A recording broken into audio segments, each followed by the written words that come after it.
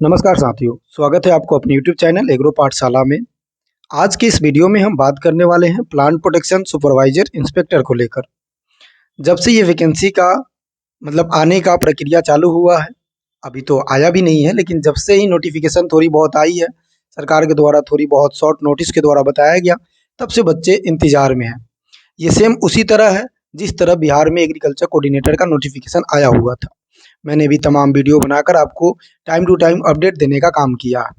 लेकिन आज की इस वीडियो में क्या खास होने वाली है, क्या बात होने वाली है, क्यों ये सेशन इतना डिले हो रहा है, वैकेंसी का भी कोई अता पता नहीं है, इन सारे मुद्दे पे आज हम बात करेंगे इस वीडियो के माध्यम से। देखिए, इसमें हम सबसे पहले ये समझते हैं कि जो भी अपकमिंग वैकेंसी है, जैसे कि plant protection inspector and supervisor का, कैन सुपरवाइजर का भी कुछ वैकेंसी है। उसके साथ साथ अगर हम बात करें SHDO का भी कुछ वैकेंसी है। फिर अगर हम बात करते हैं तो एग्रीकल्चर कोऑर्डिनेटर का, पहले तो एग्रीकल्चर कोऑर्डिनेटर 2024 से ही बात हो रही है कि अब आएगी, कल आएगी, परसों आएगी, लेकिन उस वैकेंसी का कोई नोटिफिकेशन नहीं है, कोई अपडेट नहीं है, तो उसको थोड़ी देर के लिए हम स्किप करते हैं। उसके बाद अगर हम बात करें तो SDHO का वैकेंसी आएगा। SHDO का वैकेंसी का मतलब है सब डिविजनल हॉर्टिकल्चर ऑफिसर, इसका वैकेंसी आने वाला है और ये वैकेंसी का क्या अपडेट है इस पे भी बात करेंगे। कैन सुपरवाइजर भी है और प्लांट प्रोटेक्शन इंस्पेक्टर सुपरवाइजर का भी है। सबसे इम्पोर्टेंट अपडेट ये है कि अभी आप याद रख लीजिए, इन सब वैकेंसी से पहले अगर कोई वैकेंसी आएगा तो फूड सेफ्टी ऑफिसर की वैकेंसी आने वाली है। अब इस पे हम बात करेंगे कि ये वैकेंसी कब तक आएगी, क्या सच में प्लांट प्रोटेक्शन की वैकेंसी आएगी या नहीं आएगी।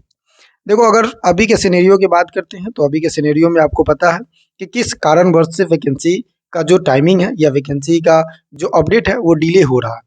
डिले क्यों हो रहा है? क्योंकि अभी आपको पता है कि जो हमारे राज्य के CM थे वो अभी तो रिज़ाइन नहीं दिए हैं, लेकिन फिर भी हम ऐसा कह सकते हैं कि वो रिज़ाइन देकर अब जाने वाले हैं राज्यसभा, जिसकी वजह से पूरा मंत्रिमंडल थोड़ी बहुत क्या हुई है तो इधर-उधर हो गई है, जिसकी वजह से ये फाइल आगे के लिए नहीं चल रही है। लेकिन इसके बिहाफ में, सरकार के बिहाफ में ऐसा नहीं है कि जो एजेंसीज बैठी हुई है या गवर्नमेंट का जो बॉडी है, मिनिस्ट्री है बैठी हुई है, वो सिर्फ बैठी हुई है, काम नहीं कर रही है। काम चल रहा है, लेकिन हम ऐसा कह सकते हैं कि उतना तेजी से नहीं चल रहा है। ये हमारा कारण हुआ वैकेंसी आने का, मतलब वैकेंसी लेट आने का। अब सबसे बड़ी बात ये है कि सर, हम तो जब से नोटिफिकेशन आया या शॉर्ट नोटिस के द्वारा जब सरकार ने बताया, तब से हमने प्रिपरेशन करना स्टार्ट कर दिया। तो क्या इसको कंटिन्यू करें या फिर डिसकंटिन्यू कर दें? क्या सच में वैकेंसी नहीं आएगी या फिर हम क्या करें, आगे हमारा स्टेप क्या होना चाहिए? देखो, अगर मैं सीधा बोलूँ, टू बी ऑनेस्ट बोलूँ, तो ये वैकेंसी आपको 2026 में देखने को मिलेगा। कब मिलेगा इसके बारे में कोई आइडियाज़ नहीं है। मैंने आपको बोला था कि अप्रैल में ये वैकेंसी आ जाएगा, मैं उस बात पे आज भी कायम हूँ कि ये आ जाएगा। लेकिन हाँ, अब ऐसा लग रहा है कि थोड़ा-सा डिले होने वाला है। क्योंकि देखो यार, कोई भी बनता है तो वो कहीं न कहीं रिसोर्सेज़ से अपना बता पाता है।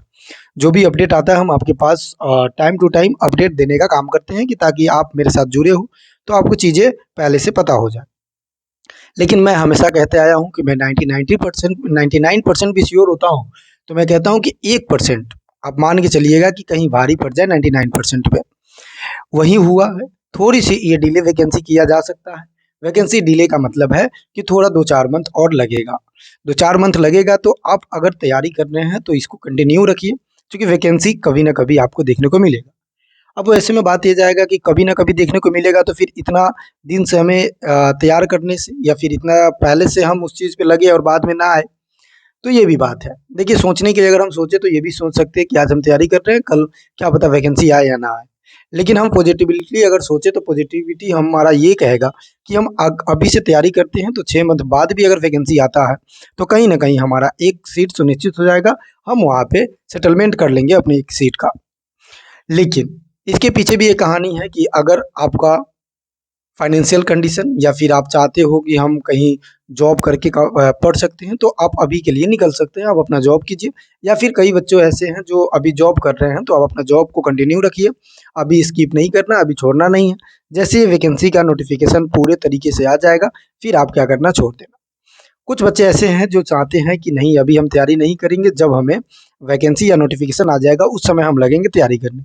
तो उनके लिए भी ड्रॉबैक है, उनके लिए भी थोड़ी-सी नेगेटिव इम्पैक्ट है कि उतनी कम समय में ये नोटिफिकेशन जब तक आएगी आपका सिलेबस पूरा नहीं होगा। लेकिन अभी से हम तैयारी करते हैं तो सिलेबस हम पूरा कर पाते हैं, क्योंकि इसका सिलेबस आपको पता है, पैटर्न क्या है। तो पेपर 1 पेपर 2 होने वाला है, तो इसकी वजह से थोड़ा सा आपको क्या हो जाएगा, तो लेट अगर तैयारी करते हैं तो सिलेबस कवर नहीं हो पाएगा। लेकिन वैसे में बात ये भी आ जाता है कि सर क्या हम करें, फिर तैयारी करते रहे कहीं वैकेंसी नहीं आया तो देखो, अगर वैकेंसी नहीं आया लेकिन उसके अनुसार हम तैयारी कर रहे हैं, तो ऑलमोस्ट हम मानते हैं कि एग्रीकल्चर की कोई भी एग्जाम हो, इंडिया लेवल की कोई भी एग्जाम हो, एग्रीकल्चर 70% तो सेम ही रहता है। भाई अगर हमें सॉइल साइंस पढ़नी है तो सॉइल का स्टडी जो हम करते हैं वो भी हम पढ़ेंगे प्लांट प्रोटेक्शन के लिए, और एजीटीए आया हुआ है या फिर अदर जो वैकेंसी आने वाला है, आया हुआ है, उसके लिए भी मृदा विज्ञान हम सेमी कंटेंट पढ़ते हैं। थोड़ा सा डीप और थोड़ा सा सैलो हो सकता है, यानी कि थोड़ा हम कह सकते हैं कि ज़्यादा एडवांस नहीं जाना है, बेसिक चीज़ें क्लियर करना है, चूंकि एग्जाम पेपर के एनालिसिस से। लेकिन प्लांट प्रोटेक्शन में हम बात करें तो पेपर के एनालिसिस से आपको डीप पढ़ना ही होगा। उस कंडीशन में आप क्या करना है, आपको ये करना है कि दो चीज़ें टारगेट करना है। टारगेट ये करना है कि एक तो संपूर्ण प्लांट प्रोटेक्शन के लिए दे दीजिए, दूसरा आप टारगेट ये रखिए सॉरी, दूसरा आप टारगेट ये रखिए कि आप ऐसे जॉब की प्रिपरेशन कीजिए जिसमें एग्रीकल्चर 70% सेम सिलेबस के साथ में है। जैसे कि सेंट्रल लेवल की कोई वैकेंसी है, उस वैकेंसी को आप क्या कीजिए, टारगेट कीजिए, और उसमें आप सेंट्रल लेवल की प्रिपरेशन में स्टार्ट कर दीजिए। जैसे अभी हम देखेंगे सेंट्रल लेवल का कौन सी वैकेंसी है, तो आईबीपीएस है। अब आईबीपीएस है तो आईबीपीएस की तैयारी कीजिए, जैसे एफओ जो हमारे पास स्पेशल ऑफिसर है, एसओ का, एफओ का, एग्रीकल्चर फील्ड ऑफिसर का, उसकी प्रिपरेशन में लग जाइए। लेकिन फिर से मैं बता दूं कि दोनों का सिलेबस सेकेंड पेपर अलग अलग है। जैसे उसमें भी प्री है तो प्री अलग अलग है, मैथ है, रीजनिंग है, उसके साथ साथ हम बात करें तो इंग्लिश है। लेकिन सेंट्रल लेवल पे भी आप आते हैं प्लांट प्रोडक्शन में, तो उस केसेस में भी आप देखेंगे तो यहाँ पे रीजनिंग की जगह पे जीके जीएस वगैरह आ जाएगा। तो यहाँ पे भी पेपर 2 क्या है, थोड़ी सी पेपर 1 मतलब प्री जो है थोड़ी सी डिफरेंट है। तो दोनों में तो दोनों अलग अलग है, एक है नहीं कि आप तैयारी कर सकते हैं। वैसे में आपको सोचना है कि आप किस पे अभी दिमाग लगाएंगे। मेरा अगर मानना होगा या मैं सजेशन देना चाहूँ तो आप मेरा सजेशन ले लेंगे कि अभी आप आईबीपीएस की तरफ पूरी तैयारी कीजिए, बहुत बढ़िया से तैयारी कीजिए। अगर आप कर सकते हैं तो पहले ये भी देख लीजिएगा कि आप कर सकते हैं कि नहीं। नहीं कर सकते हैं देन स्किप कर दीजिएगा। उसके बाद फिर सेंट्रल लेवल की एग्जाम में जैसे कि एफ है उसकी तैयारी कीजिए। 70% आपका सिलेबस इधर से कंप्लीट हो जाएगा, और 70% कंप्लीट हो जाएगा तो एग्रीकल्चर तो आपका कंप्लीट ही है। साथ में आपको क्या करना है, रीजनिंग, क्वांट और उसके साथ साथ इंग्लिश पढ़ना ही पढ़ना है। साथ में आपको क्या करना है, तो याद रखिएगा करेंट अफेयर डेली आप बेसिस पे लगाना स्टार्ट कीजिए, क्योंकि करेंट अफेयर आपका इधर वाला प्लांट प्रोडक्शन में काम आ जाएगा। एग्रीकल्चर जो है इधर आप एएफओ के जो एग्रीकल्चर पढ़ रहे हैं वो आपको प्लांट प्रोडक्शन में काम आ जाएगा। उसके साथ साथ बहुत ऐसे बच्चे हैं जो उत्तर प्रदेश में पेट दिए हुए हैं, बहुत ऐसे बच्चे हैं जो राजस्थान में सुपरवाइजर के एग्जाम देने वाले हैं, तो इस भी एग्जाम के टारगेट कर सकते हैं। मोटा मोटी कहना ये है आपको कि प्लांट प्रोडक्शन की तैयारी कीजिए, नो डाउट। प्लांट प्रोडक्शन को बहुत बढ़िया से तैयारी कीजिए, नो डाउट। दो चीजें रखिएगा, एक पहला कंसेप्ट ये रखिएगा कि सच में हमें सिर्फ एक ही इसी का तैयारी करना है, तो आप कंटिन्यूअसली लगिए, क्योंकि सिलेबस बहुत ज़्यादा है, और 6 मंथ तो लग ही जाएगा आपको पूरे सिलेबस को कवर करने के लिए। फिर उसका रिवीजन भी करना है। कई लोग हैं जो परेशान हो चुके हैं कि हमने दो दो एग्जाम की तैयारी किया, नहीं एग्जाम निकल पाया। तो तैयारी तो है, हमें 6 मंथ नहीं लगेगा, तो आप रिवीजन कीजिए और दूसरे एग्जाम को टारगेट कीजिए। दूसरे एग्जाम सेंट्रल लेवल का एग्जाम आ रहा है, कोई भी एग्जाम आ रहा है, टारगेट कीजिए। साथ में जीके जीएस को थोड़ी बहुत देखते चलिएगा, जीके जीएस में करेंट अफेयर को देखते चलिएगा, ठीक है। अब देखो, आपको ये सारी चीज़ें बताने का क्या मतलब है, ये सारी चीज़ बताने का मतलब है कि आप मेरे साथ जुड़े हो, तो आपको एटलीस्ट वो चीज़ें पता होनी चाहिए, एटलीस्ट वो सारी जानकारी पता होनी चाहिए कि हम अभी क्या करें। ऐसा ना हो कि आप ये चीज़ से थोड़ी सी वंचित रह जाओ। इसलिए मेरा कोशिश रहता है कि आपको एक सही गाइडेंस दे सकते हैं।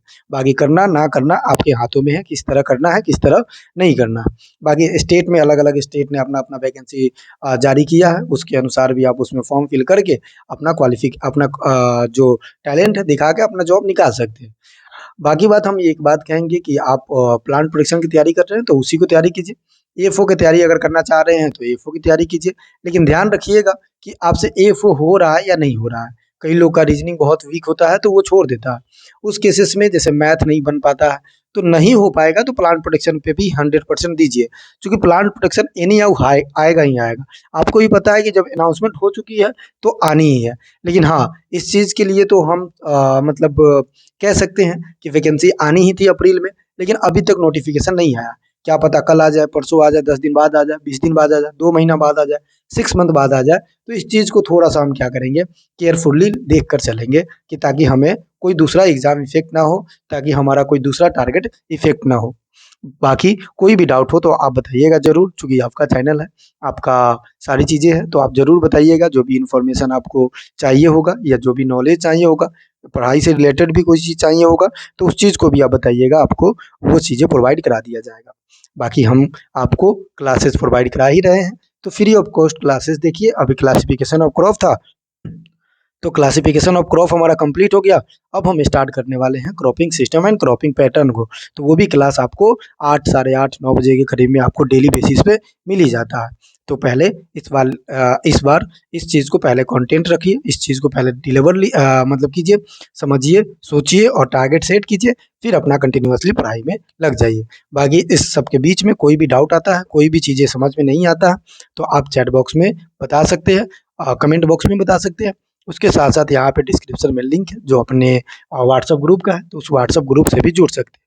और हाँ, क्वेश्चन प्रैक्टिस के लिए टेलीग्राम आईडी दिया हुआ है, टेलीग्राम लिंक दिया हुआ है, तो उस लिंक से भी आप जुड़ सकते हैं। ठीक है? तो बाकी पढ़ते रहिएगा, मस्त रहिए, स्वस्थ रहिए। जय हिंद, जय भारत।